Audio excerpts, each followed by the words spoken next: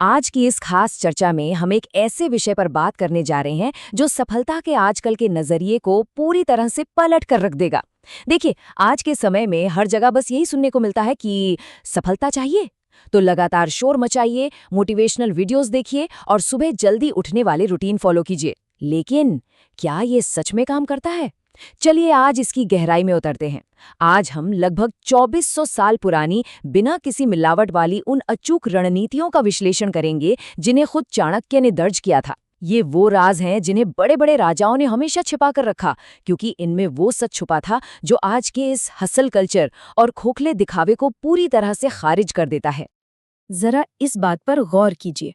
पैसा शोर मचाता है, लेकिन दौलत दौलत हमेशा खामोश रहती है। ये एक बहुत ही दिलचस्प विरोधाभास है।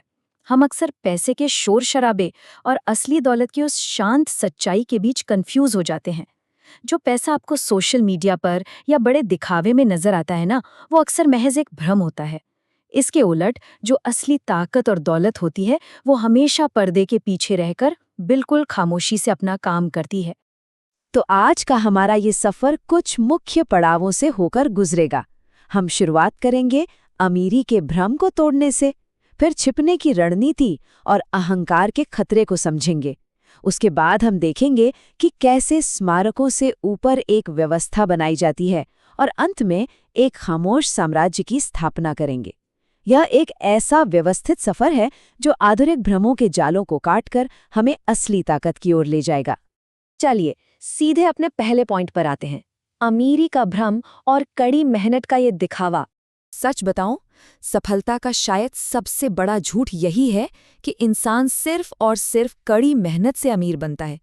जो वास्तव में रईस हैं, वो अपने असली तरीके कभी किसी के साथ साझा नहीं करते।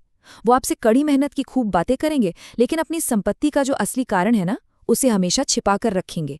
अब आप सोचेंगे ऐसा क्यों? क्योंकि अगर हर कोई वो राज जान गया तो बाजार में प्रतिस्पर्धा बढ़ जाएगी और उनका अपना फायदा कम हो जाएगा। इसलिए वो जानबूझकर अपनी असली रणनीतियों पर पर्दा डालकर रखते हैं। और यहीं से हमारी दूसरी रणनीति सामने आती है, छिपने की कला, क्योंकि अदृश्य होना ही असली ताकत है। जरा शेर और लोमड़ी की इस तुलना को देखिए। शेर हमेशा दिखाई देता है, वो सरेआम अपनी ताकत का प्रदर्शन करता है और शायद इसीलिए वो सबसे ज्यादा शिकारियों का निशाना भी बनता है।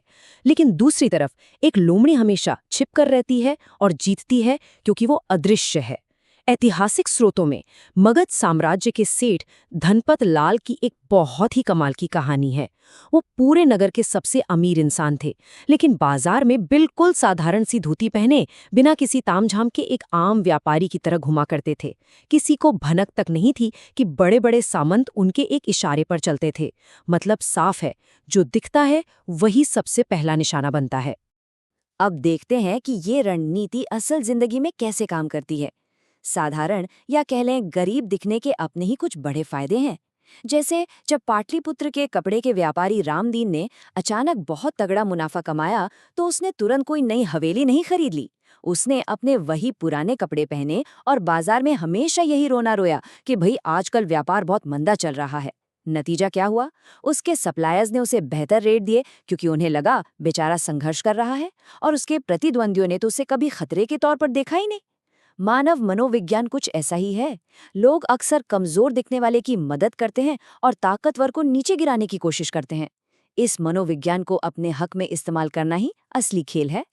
इतिहास के पन्नों से सेठ हरिदास का उदाहरण लेते हैं और उसकी तुलना आज के इस आधुनिक जाल से करते हैं। सेठ हरिदास, जिनके पास हजारों गांवों का मालिकाना हक था, वो बैलगाड़ी में चलते थे और पुरानी चप्पलें पहनकर सस्ती धर्मशालाओं में रुका करते थे।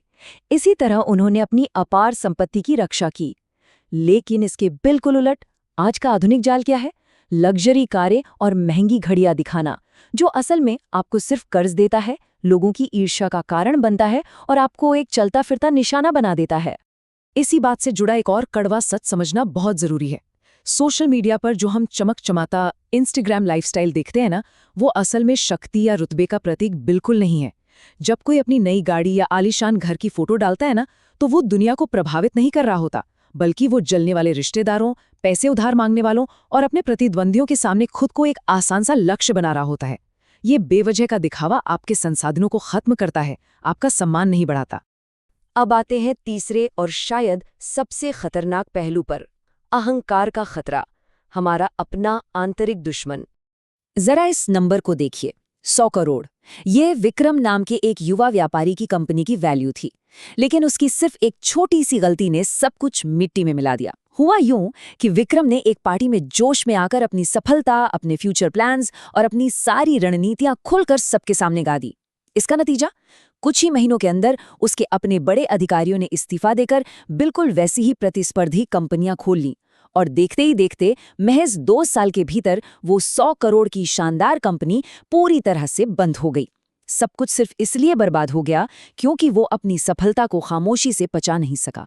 विक्रम की इस भयानक गलती से हमें क्या सीखना चाहिए? यही कि दफ्तर हो या व्यापार, कम अक्लमंद या सीधा दिखने का एक बहुत बड़ा रणनीतिक फायदा होता है। सूत्र बताते हैं कि जो इंसान सबसे ज्यादा होशियार दिखता है ना, सबसे ज्यादा राजनीति उसी के खिलाफ होती है। इसलिए जब भी कोई बड़ी सफलता मिले तो बड़ी सहजता से उसे किस्मत का नाम दे दें। अगर दिमाग में कोई शानदार आइडिया आए तो उसे एकदम से थोपने के बजाय धीरे धीरे ऐसे पेश करें जैसे वो पूरी टीम का मिलाजुला विचार हो। जब लोग किसी को साधारण और सीधा मानते हैं तो वो अपनी रक्षात्मक दीवारें गिरा देते हैं, आपसे खुलकर बात करते हैं, और ठीक उसी वक्त आप असल जानकारी सुरक्षित तरीके से जुटा सकते हैं। तो कुल मिलाकर बात सिर्फ इतनी सी है कि आप अपनी छवि को खुद कंट्रोल करें। अनियंत्रित छवि का मतलब है कि आपकी दिखाई देने वाली सफलता के आधार पर दुनिया खुद अपनी धारणाएं बना रही है, जो कि बहुत जोखिम भरा हो सकता है। इसके बजाय एक नियंत्रित छवि अपनानी चाहिए, यानी अपनी असली ताकत और दौलत को छिपाने के लिए एक बहुत ही साधारण, सिंपल और सुरक्षित पब्लिक इमेज गढ़ना। क्योंकि याद रखिए, दुनिया सिर्फ वही देखती है जो आप उसे दिखाते हैं। चलिए अब हम बढ़ते हैं अपने चौथे और बहुत ही प्रैक्टिकल पड़ाव की तरफ, स्मारकों से ऊपर व्यवस्था बनाना, यानी दौलत की असल वास्तुकला। इसे रोहन की कहानी से समझते हैं। इस युवक ने कुछ ही दिनों में बिना ज्यादा मेहनत के अपनी रकम पर 5 गुना मुनाफा कमा लिया। बस फिर क्या था, 65वें दिन उसने फेसबुक पर इस कामयाबी का खूब दिखावा किया, खुद को एक्सपर्ट बताने लगा। और फिर 80 दिन होते होते रिश्तेदारों ने पैसे मांगने शुरू कर दिए। 100 दिन आते आते टैक्स के नोटिस आ गए, धमकियां मिलने लगी। घबराहट और डर के मारे उसे सब कुछ औने पौने दाम पर बेचना पड़ा। ये घटनाक्रम हमें चीख चीख कर बताता है कि जो पैसा जितनी तेजी से और शोर मचाकर आता है, वो उतनी ही तेजी से वापस भी चला जाता है। असली दौलत तो बिना किसी शोर शराबे के खामोशी से बनती है। अब 1 मिनट के लिए रुकिए और खुद से एक बहुत ही सीधा सवाल पूछिए। यदि कल आप काम करना बिल्कुल बंद कर दें, तो आपका पैसा ठीक कितने समय तक आपका साथ देगा? ये एक ऐसा सवाल है जो वित्तीय स्वतंत्रता की हमारी आम धारणाओं की धज्जियां उड़ा देता है। अगर इसका जवाब 1 साल से कम है, तो इंसान बाहर से चाहे कितना भी सफल क्यों न दिखे, वो असल में आज़ाद नहीं है। वो महज एक खूबसूरत से पिंजरे में कैद है, जहां उसकी आमदनी सीधे सीधे उसकी रोजमर्रा की मेहनत और समय से जुड़ी हुई है। तो भाई, इस समस्या का पक्का समाधान क्या है? जवाब है व्यवस्था, यानी सिस्टम बनाना, स्मारक नहीं। इन दोनों के बीच का फर्क समझना बहुत जरूरी है। स्मारक वो है जो साफ दिखाई देता है, जैसे कोई भव्य महल या बड़ा दिखावा, लेकिन सच्चाई ये है कि ये आपकी जमा की गई दौलत को लगातार चूसता रहता है। इतिहास गवाह है, जिन परिवारों ने सिर्फ भव्य स्मारक बनाने पर जोर दिया, वो कुछ ही पीढ़ियों में सड़क पर आ गए। दूसरी तरफ व्यवस्था एक अदृश्य ढांचा है। ये काम करने के वो तरीके हैं, वो निवेश हैं जो पैसिव इनकम, यानी बिना आपके एक्टिव रहे भी लगातार पैसा उत्पन्न करते रहते हैं। इसे कुछ रोजमर्रा के उदाहरणों से और साफ करते हैं। वो चमचमाती लग्जरी कारें, महंगे डिजाइनर कपड़े या कोई बहुत बड़ी हवेली, ये सब महज स्मारक हैं। वो कार हर साल मेंटेनेंस के नाम पर आपकी जेब से पैसा निकालेगी, लेकिन इसके बरक्स एक डिविडेंड पोर्टफोलियो, ऐसा व्यापार जो आपके बिना भी चल सकें, या फिर खामोश साझेदारियां, ये सब मजबूत व्यवस्थाएं हैं। एक व्यवस्था बिना किसी को दिखे बैकग्राउंड में काम करती है और आपके सोते हुए भी आपके लिए लगातार संपत्ति का निर्माण करती रहती है। और अब हम अपने सफर के आखिरी और सबसे अहम हिस्से पर पहुंच गए हैं, खामोश साम्राज्य, यानी दुनिया को साबित करने के बजाय खुद को बेहतर बनाने पर ध्यान देना। ये एक बहुत ही गहरा दार्शनिक सच है। अगर किसी को बार बार दुनिया के सामने ये साबित करना पड़ रहा है कि वो कितना अमीर है, तो इसका सीधा सा मतलब है कि उसकी जमीन अभी भी बहुत कच्ची और असुरक्षित है। वो अभी तक सिर्फ खुद को साबित करने की उसी पुरानी रेस में फंसा हुआ है। जो लोग वास्तव में संपन्न होते हैं, उन्हें कभी किसी को कुछ भी साबित करने की कोई जरूरत महसूस नहीं होती। याद रखिए, पीढ़ियों तक चलने वाली जो असली दौलत होती है ना, वो बिल्कुल खामोश रहती है। तो आखिर इस खामोश साम्राज्य का ब्लूप्रिंट क्या है? इसे बनाते कैसे हैं? बहुत ही सरल लेकिन सटीक तरीके हैं। पहला, अपनी आय के कई अलग अलग रास्ते बनाएं, लेकिन दुनिया को अपने किसी एक बहुत ही साधारण से काम के बारे में ही बताएं। दूसरा, पर्दे के पीछे रहकर काम करने वाले समझदार सलाहकारों, वकीलों और पार्टनर्स का एक अदृश्य नेटवर्क तैयार करें।